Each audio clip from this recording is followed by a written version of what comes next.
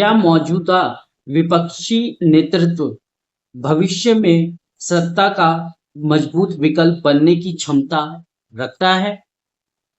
देखिए, ये सवाल भी महत्वपूर्ण है क्योंकि सामाजिक संगठन और इस प्रकार की यात्राएं तभी सफल हो सकती हैं जब राजनीति के तौर पे चुनावी मैदान में जो पार्टी नफरत फैलाने वालों का समर्थन करती है, जो पार्टी खुद भी नफरत फैलाती है, जिसका पितृ संगठन नफरत फैलाने में माहिर है और वो खुद भी नफरत फैलाती है, तो उसके खिलाफ आज विपक्ष की ज्यादा पार्टियों ने इस नतीजे पर आ गए हैं कि उस पार्टी को सत्ता में रहने नहीं देना।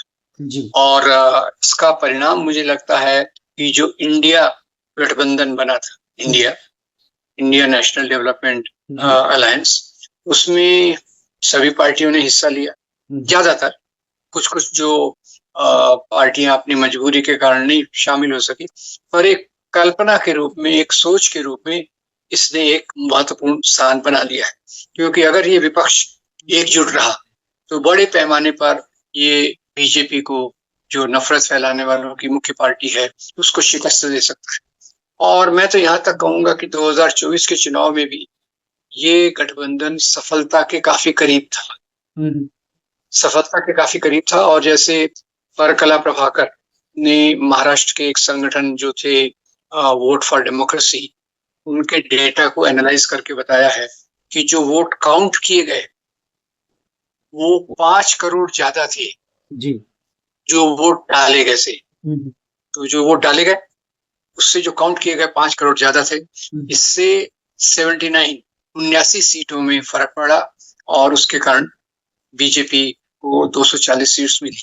अगर वो 79 सीट्स पे वोट चोरी नहीं हुई होती, बेईमानी, मैनिपुलेशन नहीं होता, तो 2024 में भी इसकी अच्छी संभावना थी कि ये जो विपक्ष का एक कार्यक्रम है कांग्रेस के नेतृत्व में, राहुल गांधी के नेतृत्व में, वो सफल हो जाता।